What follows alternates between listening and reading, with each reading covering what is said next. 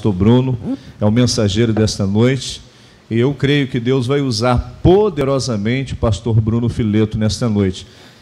Além do pastor Bruno Fileto ser um grande amigo do André, é um grande amigo também do Ezequiel. Verdade. E eu pedi o irmão André para fazer a apresentação do pastor Bruno Fileto. Convido o pastor também aqui à frente, e o irmão André vai estar apresentando o pastor Bruno. Boa noite, meus irmãos, a paz do Senhor Jesus, amém? Paz. Então, meus irmãos, nosso querido pastor Fileto Bruno, homem de Deus, chamado assim carinhosamente, pastor de almas. Ele é um grande amigo de longa data. Nós sempre conversamos e debatemos teologia. Ele está no último ano do seminário Martin Busser, um seminário de referência para a glória de Deus. E que Deus fale aos nossos corações nessa noite. Também ele é membro da Igreja Presbiteriana do Brasil, no bairro Surubi. E eu espero que os irmãos abram os seus corações e ouvidos para ouvir o que Deus tem a falar nesta noite, através da vida dele. Oremos. Senhor nosso Deus, nosso amado Pai, obrigado, Deus, pelo louvor, ó Deus, pela banda Novidade, que trouxe, ó Deus, a novidade, que apresentou-nos, ó Deus, a novidade de vida, que é na pessoa de Jesus Cristo. Ó Deus, continue abençoando essa banda, dando sustento, dando cada vez mais motivação para te servir em espírito e em verdade. Pai. Amém, Deus. Neste momento agora apresentamos a vida do nosso querido pastor Fileto Bruno, ó Deus. Que o Senhor esteja abençoando a vida dele. Que o Senhor esteja, ó Deus, edificando os nossos corações através da Tua palavra, Deus. Amém, Deus. Nós pedimos, ó Deus, em nome de Jesus, a iluminação do Teu Santo Espírito sobre a vida dele. Amém, Senhor. Para que nós saímos aqui edificados, alimentados, ó Deus. É que eu te peço, te louvo e já te agradeço. No nome de Jesus. Amém. Amém. Amém. Fala daqui. Para mim, tudo faz. Se quiser, fala daqui. Posso ficar daqui, então? Ok. Graça e paz, irmãos. É uma alegria estar com vocês. Posso só virar um pouquinho? Ele vira assim um pouquinho? Ah, ok. É uma alegria estar com vocês, atender esse convite tão precioso, para estar aqui, para cultuar com os irmãos e ter essa oportunidade de compartilhar a palavra de Deus. O André é um amigo, um irmão querido que Deus colocou na minha caminhada e tem sido uma bênção muito grande na minha vida, assim como o Ezequiel também. Em 2013, quando eu trabalhava ali na congregação presbiteriana Manancial, eu tive uma oportunidade especial, pastor Silvio. O senhor pregou lá. E Ezequiel era aquele que ministrava o louvor, e todas as vezes que eu terminava a pregação, ele já estava com uma canção preparada para aquele momento final, onde a gente terminava ali orando e louvando a Deus. Nosso café da manhã, né, Ezequiel? Coisa boa. Rever alguns irmãos, está aqui também o Israel, um grande amigo que eu tenho também. Os irmãos da banda são especiais, chegaram para a minha vida agora recentemente, né? E já estamos aí com esse contato tão gostoso. Vi outros conhecidos aqui também. Para mim é um grande privilégio estar com vocês nessa noite. Queridos, eu queria convidar a igreja a abrir a sua Bíblia em Marcos capítulo 10. Marcos 10.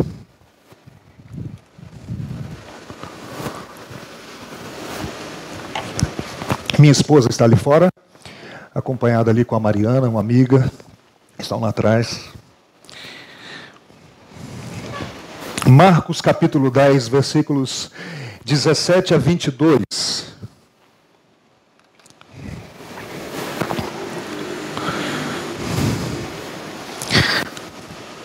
Eu vou projetar o texto também. Eu estou lendo aqui na ARA. Talvez a versão de vocês é um pouquinho diferente, mas a palavra do Senhor diz assim: E pondo-se Jesus a caminho, correu um homem ao seu encontro e, ajoelhando-se, perguntou-lhe: Bom mestre, que farei para herdar a vida eterna? Respondeu-lhe Jesus: Por que me chamas bom? Ninguém é bom senão um, que é Deus. Sabes os mandamentos? Não matarás, não adulterarás, não furtarás, não dirás falso testemunho, não defraudarás ninguém, honra teu pai e a tua mãe.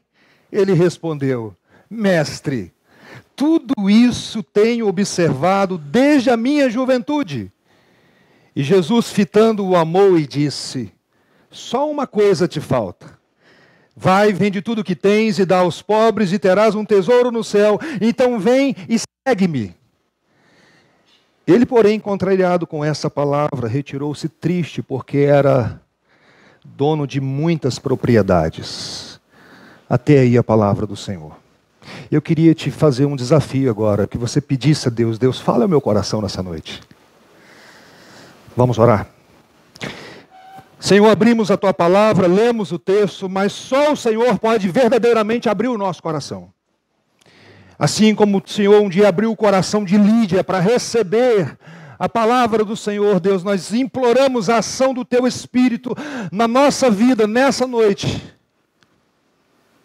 Só o Senhor tem poder de nos convencer verdadeiramente da verdade, do pecado, da justiça, do juízo. E nós imploramos a ação do Teu Espírito. E faça de mim, Senhor, apenas um instrumento em Tuas mãos. Em nome de Cristo, amém. Assentai-vos, irmãos.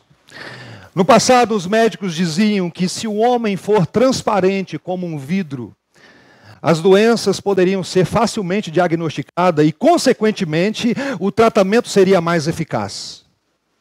No ano de 1895, para ser mais preciso, no dia 28 de dezembro, um físico alemão apresentou aquilo que revolucionou a medicina da época. Os jornais anunciaram o raio-x. O homem agora pode ser visto por baixo da pele. Que coisa maravilhosa. É bem verdade que hoje em dia nós temos aparelhos muito mais modernos do que o raio-x. Você consegue ver veias, tendões. Mas algo que me chama a atenção é que, por mais atualizado, por mais que nós estamos aqui com aparelhos avançados, somente Jesus conhece as intenções do coração. Somente Jesus conhece as intenções do coração. Nós às vezes tentamos julgar as intenções do coração dos outros. E quando fazemos isto, corremos um risco muito grande e até uma tentação de julgar fora o íntimo. É bem verdade que com a Bíblia aberta, nós podemos sim dizer: meu irmão, você está errado, porque a Bíblia diz isso. Foi Jesus que disse: julgai segundo a reta justiça. Mas as intenções do coração nós não temos condições. E quando Jesus esteve entre nós, irmãos, Ele deixou o povo impactado. Porque Jesus estava às vezes numa reunião e dizia assim: por que você está pensando assim? Por que você está razoando isso no seu coração? Em Marcos capítulo 5, quando Jesus perdoa o homem que é descido por um telhado, e ele diz assim: os teus pecados foram perdoados. Os fariseus que estavam ali disseram no coração: isso é blasfêmia. Só Deus pode perdoar pecados. E Jesus naquele mesmo instante diz para eles assim: por que vocês estão pensando assim? O povo ficava de queixo caído com isso, porque ele falava em cima do que a pessoa estava pensando. Por que Jesus fazia isso? Porque Ele é Deus. Sendo Deus, Ele é soberano, onisciente, conhece todas as coisas. E o encontro de Jesus hoje, irmãos, é fascinante. É um encontro fascinante porque um jovem fica sabendo da fama de Jesus, procura Jesus, encontra com Cristo, mas algo acontece nesse encontro que ele sai triste. Por quê? Alguém sai triste da presença de Jesus? É possível sair triste da presença de Cristo? Do Salvador, do Príncipe da Paz, daquele que diz: os teus pecados estão perdoados. Queridos irmãos, esse encontro foi registrado nos 3 evangelhos, Mateus, Marcos e Lucas, onde cada evangelista traz um detalhe importante. O primeiro versículo diz: e pondo-se Jesus a caminho, correu ao seu encontro um homem, e ajoelhando-se perguntou-lhe: bom mestre, que farei para herdar a vida eterna? Vamos conhecer um pouquinho das características desse homem. Primeira a informação que nós temos na Bíblia, através de Mateus, é que ele era jovem. Mateus capítulo 19, quando registra esse texto, diz que ele era um homem jovem e um judeu. E um judeu, ele aprende os 5 primeiros livros da Bíblia com 13 anos de idade e já conhece o Pentateuco. Um jovem conhecedor da lei. Uma outra informação que nós temos é que ele era muito rico. O texto de Lucas diz que ele era riquíssimo. Uma outra informação é que ele era de posição. O que significa isso? William Hendrickson, um comentarista bíblico, diz que ele era um líder na sinagoga. Jovem, rico, de posição, que exercia um cargo de liderança. Olha o quadro desse homem. Enquanto muitos estão rejeitando a Cristo, ele se aproxima de Cristo, parece que com sede de conhecimento. Olha como foi esse encontro. Diz a Bíblia que ele correu ao encontro de Cristo, ele tinha pressa. A segunda informação que nós temos é que ele se ajoelhou, ele se humilha aos pés de Cristo e chama Jesus de bom mestre. E faz aquela pergunta solene, a pergunta mais importante da vida, talvez a pergunta que perturbava a sua alma: que farei para herdar a vida eterna? O que eu tenho que fazer para herdar a vida eterna? Pastor Silvio, parece alguém que está pronto para ser batizado, não? Não parece? Alguém pronto já? Que peixe caiu na rede de Cristo? Jovem, rico, conhecedor da lei, foi ao encontro da pessoa certa, se dobrou diante de Cristo, chamou Jesus de mestre e quer saber sobre vida eterna. Olha que coisa maravilhosa. Imagina chegar alguém aqui nessa igreja. Imagina chegar nas nossas igrejas alguém assim, a gente logo dá o cargo para ele de diácono, de presbítero, e as irmãs ficam pensando assim: que partidão para casar com a minha filha. Não é verdade? Mas Jesus não fica de queixo caído com esse jovem. Jesus não fica admirado. Jesus não fica assim: onde você estava? Como eu não te achei até hoje? Eu fico assustado, porque Jesus ele foi rejeitado por muitos em vários momentos. Chamaram Jesus até de endemoniado. E quando chega um jovem desse, com essas características, Jesus não fica de queixo caído. Por que Jesus não fica de queixo caído, Ezequiel? Por que ele não fica assim admirado? Porque o Senhor não vê como um homem. O homem vê o exterior, mas Deus vê o coração. E Jesus questiona as nossas motivações. Porque Jesus conhece o que está por trás daquilo que nós fazemos, das nossas ações. Ele sabe o que me motivou a estar com vocês aqui nessa noite. O homem é capaz de ver por baixo da pele, mas ele não tem condições de ver as intenções do coração. E infelizmente, irmãos, nós fazemos muitas coisas nessa vida com a motivação errada. Tim Keller diz que se você esperar ter uma motivação totalmente pura para servir a Deus, você nunca vai conseguir. Mas preste atenção em algo que é sobre isso que eu quero falar com vocês nessa noite. Quando essas motivações erradas não são convertidas durante o processo, o final é frustração. É o que aconteceu com esse jovem. Vou repetir. Quando as nossas motivações erradas não são convertidas durante o processo, o final é frustração. E Jesus quer consertar as nossas motivações. E olha como Cristo trabalhou com esse jovem. Jesus, então, no versículo 18, diz assim: por que me chamas bom? Ninguém é bom senão um que é Deus. O que Jesus está fazendo com esse jovem? Que se aproxima de Cristo, que se ajoelha diante de Cristo, que pergunta sobre vida eterna, e Jesus responde para ele assim, na lata: ninguém é bom, senão um que é Deus. Primeira coisa que Jesus está fazendo é corrigindo o conceito de bondade desse jovem. Jesus não está dizendo assim: eu não sou bom. O que Jesus está dizendo é o seguinte: você não é bom. Porque ele se achava bom. Olha o que o texto de Mateus diz. Eu aperto aqui, né, André? Pronto. Em Mateus, ele se aproxima de Cristo dizendo o seguinte: eis que alguém aproximando-se lhe perguntou: mestre, que farei eu de bom para alcançar a vida eterna? O que eu tenho que fazer de bondade para alcançar a eternidade. Perceberam? É muito interessante isso, irmãos. E eu estou aqui nessa noite com essa expectativa. Porque é muito fácil imitar a atitude desse jovem. Quando Jesus um dia estava ensinando sobre oração, e é gostoso ouvir Cristo falar sobre oração. Olha o que Jesus diz. Pedi e dar-se-vos-á, buscai e achareis, batei e abrir-se-vos-á, pois todo o que pede recebe, o que busca encontra, o que bate abrir-se-lhe-á. O qual dentre vós é o homem que, se porventura o filho lhe pedir pão, não lhe dará pedra? Ou se lhe pedir um peixe, lhe dará uma cobra?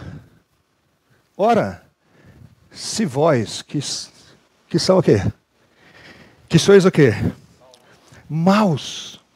Jesus diz para o papai e para a mamãe aqui nessa noite assim, você que é uma boa mãe maravilhosa, você não faz isso.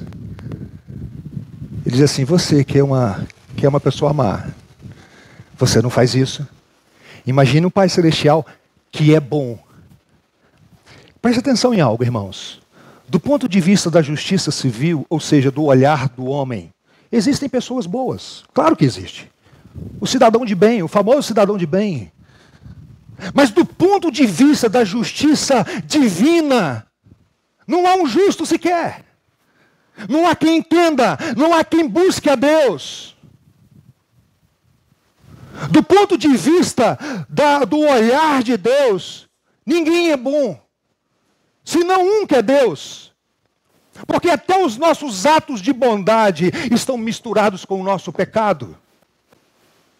Quando a luz de Cristo, aquele que sonda e conhece o nosso coração, quando Ele vai revelar o que verdadeiramente motiva, irmãos, só Deus é bom em essência. E Jesus vai mostrar para esse jovem essa verdade, porque Jesus está aqui desconstruindo uma mentalidade equivocada sobre a relação da bondade humana. Como que Jesus vai mostrar isso? Primeira coisa que ele faz, ele leva o jovem para a lei. Sabe os mandamentos? Não matarás, não adulterarás, não furtarás, não dirás falso testemunho, não defraudarás ninguém, honra teu pai e a tua mãe. E para mostrar que ele não é bom, Jesus está usando aqui a segunda tábua da lei, aquela que é a relação com o próximo. A lei, os 10 mandamentos são divididos em 2 tábuas, no relacionamento com Deus e no seu relacionamento com o próximo. E Jesus está usando aqui a segunda tábua da lei. E ele usa então a lei de Deus, e é interessante que este é o método evangelístico de Cristo. Ele fere com a lei e apresenta o evangelho. Foi assim que ele fez com aquela mulher samaritana. Quando ele chega para a mulher samaritana, ele não chega logo oferecendo água viva para ela. Ele diz assim, cadê o seu marido?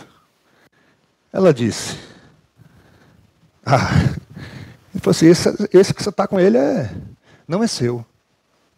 Não adulterarás. E aí ele fala, olha, eu tenho algo que vai satisfazer a sua vida. E é isso que Jesus está usando com ele. Ele vai mostrar a lei, porque a lei mostra que nós somos pecadores e a necessidade de Cristo. Mas esse jovem, ele responde rapidamente a pergunta de Cristo. Mestre, se é isso, tudo isso eu tenho observado desde a minha infância. Obedecer pai e mãe? Não, isso eu faço desde criancinha. Isso para mim, ele se achava um cumpridor da lei. Alguém que obedecia. Quando ele olhava no espelho da lei, ele achava que ele estava lá na nota máxima. Quem sabe merecia um elogio de Cristo. Porque interpretava a lei de maneira exterior, achava que matar é só quando você corta o pescoço de alguém, adulterar é só quando você vai para a cama com outra mulher. Quando Jesus veio trazer a interpretação correta da lei, ele não trouxe uma nova lei, ele disse, o assassinato não é só quando você corta o pescoço de alguém, mas quando você no seu coração mata uma pessoa. Não tem quando você faz assim, para mim fulano morreu. Ele estando aqui ou não está morto. O que você acabou de fazer? Só faltou enterrar a pessoa. E Jesus diz que isso é assassinato. Quando você olha para alguém com desejo impuro, o que Jesus disse que é? Só que ele não entendeu que a lei era desse jeito. E por isso é uma interpretação errada dos religiosos da época. Porque o último mandamento era qual? Não cobiçarás. Onde acontece a cobiça, irmãos? Aqui dentro. E ele está dizendo, não, mestre, isso aí é muito fácil. Sendo que a lei de Deus foi dada, uma das funções da lei de Deus é para mostrar que nós estamos perdidos. É o aio de Gálatas que nos conduz a Cristo. Eu olho para a lei de Deus e digo, desventurado homem que sou. Eu não consigo cumprir. Eu não posso olhar para a lei de Deus diferente. A lei deve produzir no meu coração desespero. A lei deve produzir em nós um desespero por um Salvador, Ezequiel. Eu não posso olhar para a lei de Deus e dizer assim, tudo isso eu tenho feito desde a minha mocidade. Não foi para isso. Olha o que o texto de Romanos diz. Ora, sabemos que tudo que a lei diz, aos que vivem na lei o diz para quê? Podem ler comigo. Podem ler, irmãos. Para que se cale toda a boca e todo homem seja culpável perante Deus, visto que ninguém será justificado diante dele por obras da lei, em razão de que pela lei vem o pleno conhecimento do pecado. Eu não posso ter outro olhar para a lei de Deus, de achar que eu posso fazer uma avaliação diante da lei de Deus, dizer assim, eu acho que eu estou bem na fita.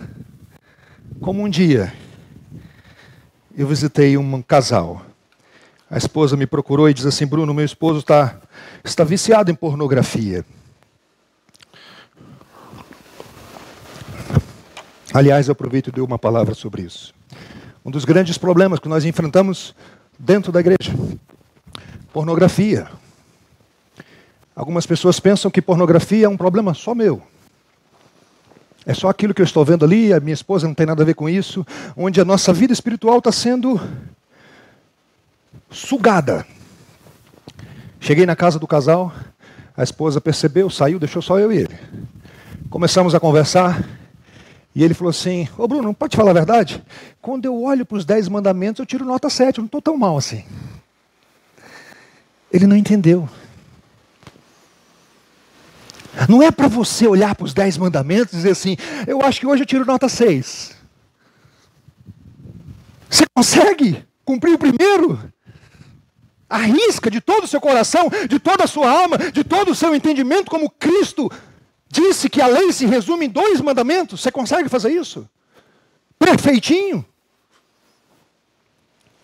A lei não foi dada para isso. Eu tenho que olhar para a lei de Deus assim, como aquele publicano que subiu ao templo e disse, Senhor, tem misericórdia de mim, porque eu sou um pecador.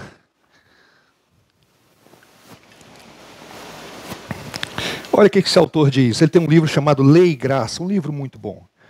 A lei exerce o papel de revelar e tornar claro o pecado humano e com isso torna a iniquidade do homem ainda maior.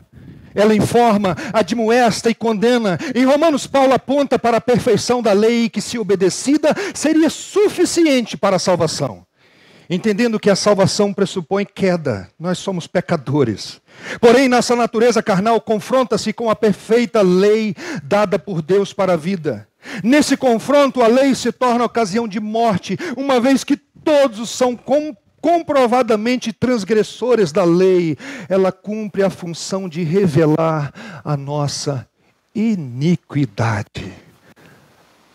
Paulo, quando foi trabalhado por Deus, ele disse assim, eu não conhecia pecado, até ler, não cobiçarás. Imagina você com dor no braço um dia, e vai lá no hospital e faz um raio-x. E o raio-x condena, você está com o osso trincado. Aí você pega aquela chapa, que mostrou que o seu osso está trincado, vai para casa e faz um chá e toma o chá daquela chapa. Vai resolver o problema? Qual é a função daquela chapa? Só mostrar. A lei não foi dada para isso. E é muito curioso, irmãos, como às vezes nós lidamos com a lei de Deus. Achamos que estamos acima da média, como esse jovem. Aí Jesus vai trabalhar um pouco mais com ele. O versículo 21 diz assim: e Jesus, fitando-o, amou e disse: só uma coisa te falta. Vai, vende tudo que tens e dá aos pobres, e terás um tesouro no céu, e então vem e segue-me. Que proposta é essa de Cristo? Será que Jesus está ensinando salvação pelas obras? Será que Jesus está ensinando agora que você deve vender tudo, e aí sim você agora tem condições de herdar os céus? É esse o ensinamento de Cristo? Jesus não deveria dizer: confia em mim de todo o seu coração. Olha o que Jesus está fazendo com ele. Como Jesus é Deus, onisciente, conhece as intenções do coração, conhece a nossa vida toda. Jesus está colocando o dedo na ferida. Jesus está mexendo no ídolo dele.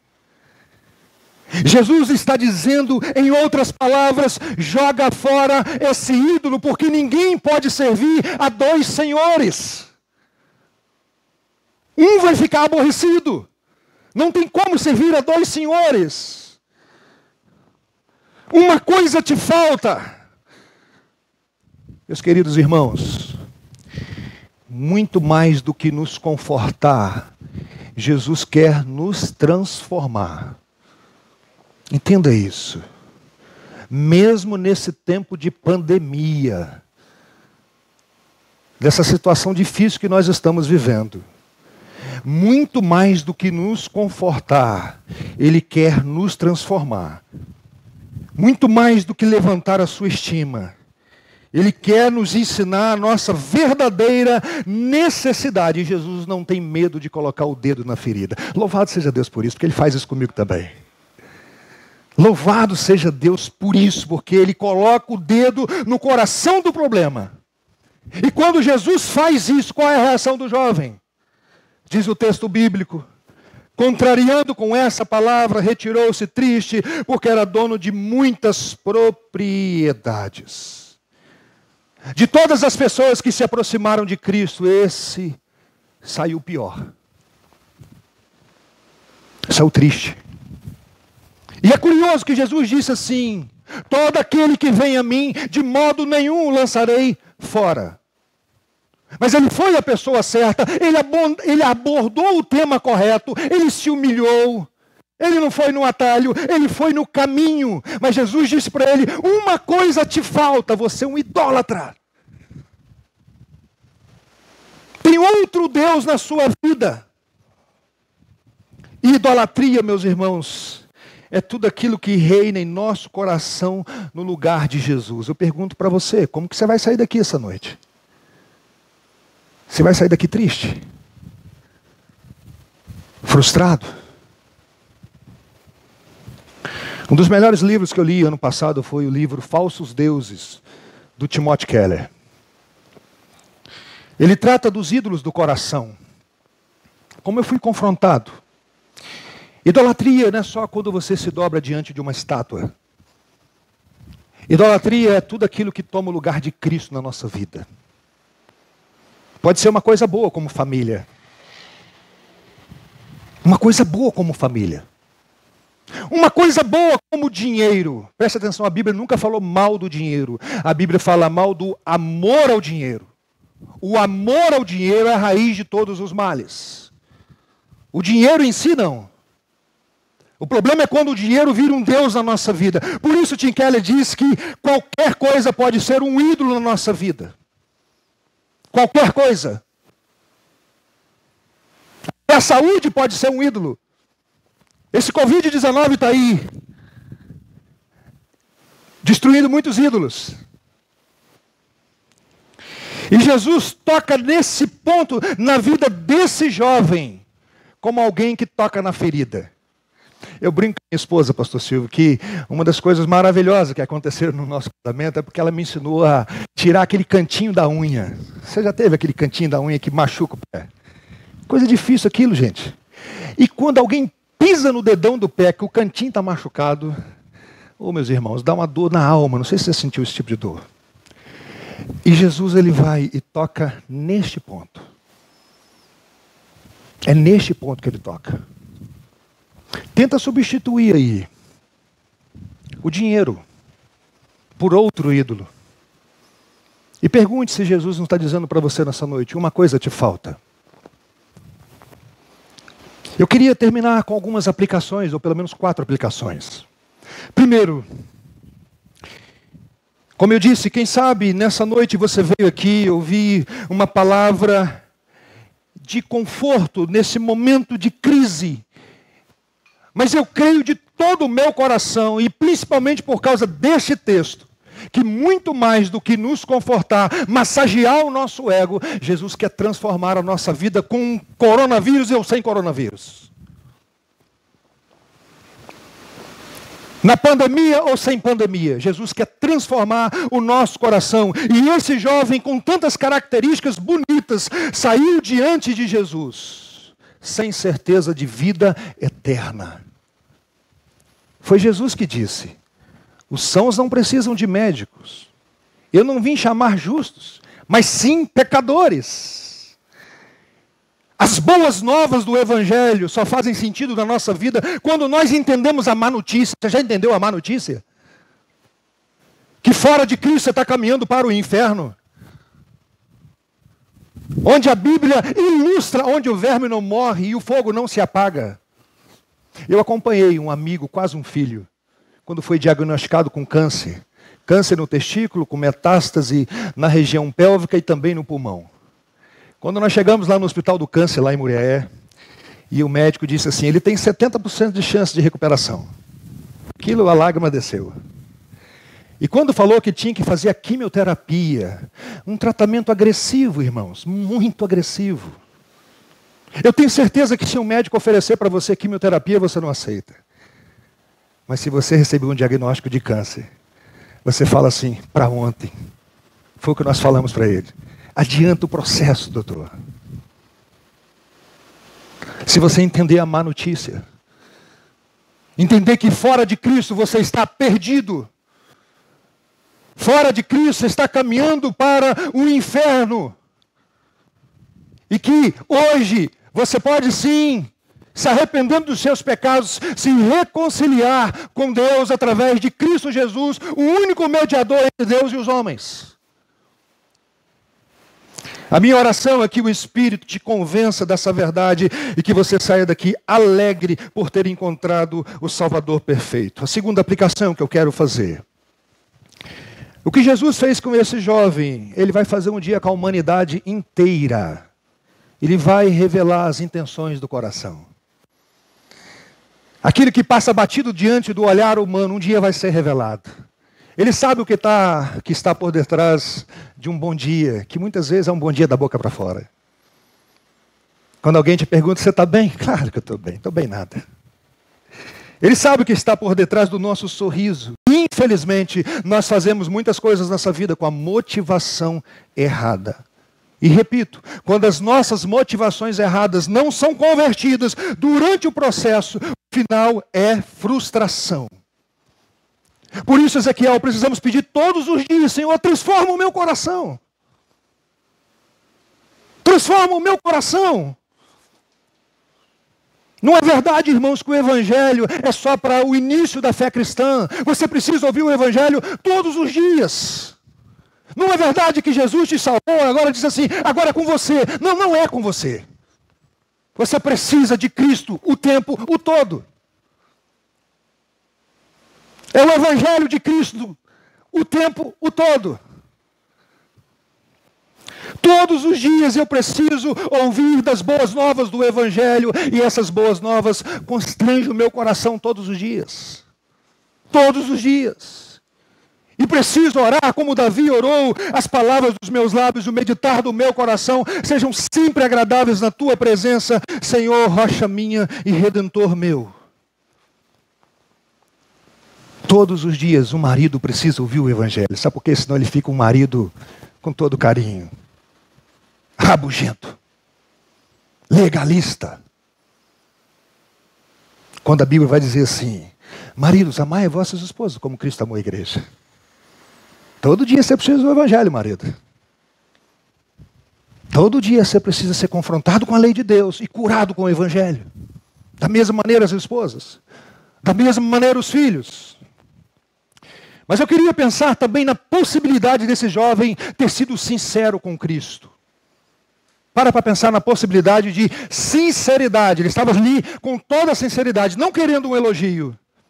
E existe, irmãos, uma ideia de que o que importa é a sinceridade. Já ouviu isso?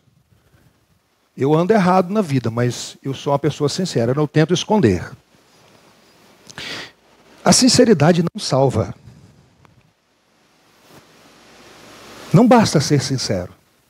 Você pode sim, sinceramente, chegar na rodoviária ali, querendo ir para o Rio de Janeiro, entrar no ônibus para Belo Horizonte. A sua sinceridade não vai te levar para o Rio de Janeiro. Quando você acordar, você vai estar lá em Belo Horizonte. Você precisa da verdade do Evangelho. É por isso que Jesus diz para a mulher samaritana: importa que os adoradores o adorem em espírito, sinceridade, mas também em verdade. Essas duas coisas precisam andar juntas. Uma coisa te falta, disse Jesus para ele. Quarta aplicação, irmãos. Eu preciso dizer para vocês também que, como convertido, eu ainda luto com idolatria. Nós achamos que idolatria é um problema dos outros. Nós, evangélicos, não temos esse problema. Por que João diria isso? Falando para a igreja: filhinhos, guardai-vos dos ídolos. Por que João falaria isso? E como diagnosticar os ídolos da nossa vida? Mais uma vez eu vou recorrer ao Tim Keller. O verdadeiro Deus do seu coração é aquilo em que em seus pensamentos se concentram sem menor esforço, quando nada mais requer a sua atenção. Com o que você tem prazer de sonhar acordado. Já sonhou acordado? De olho aberto? O pensamento começa a viajar, não é isso? O que ocupa sua mente quando você não tem nada mais para pensar?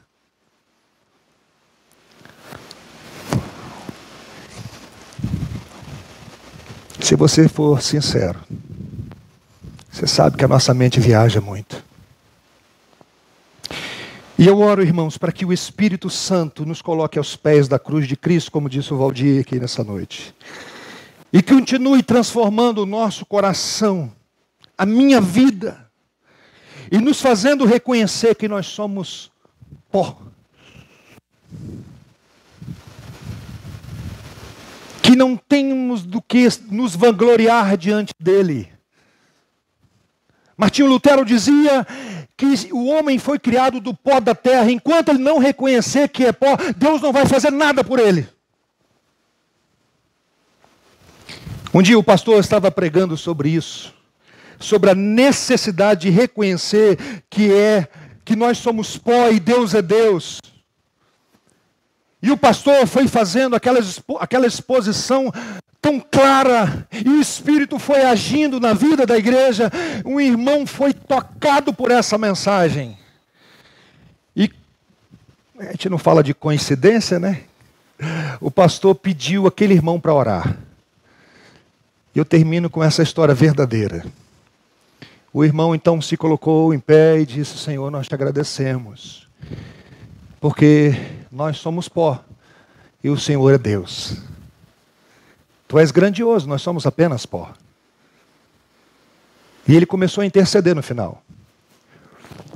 Ele disse: eu quero agradecer ao Senhor, porque o diácono da igreja, ele acha que ele é muita coisa, mas ele é pó também.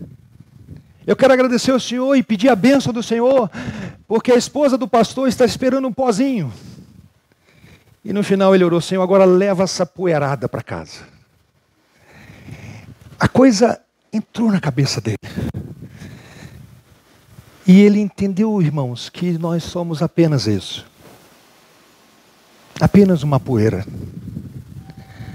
Onde Deus soprou vida. Onde Paulo vai falar aos Efésios.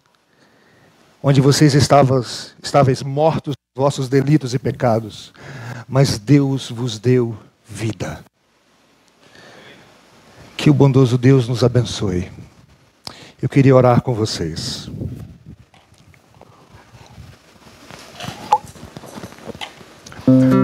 Se você pudesse colocar de pé, vamos falar com Deus.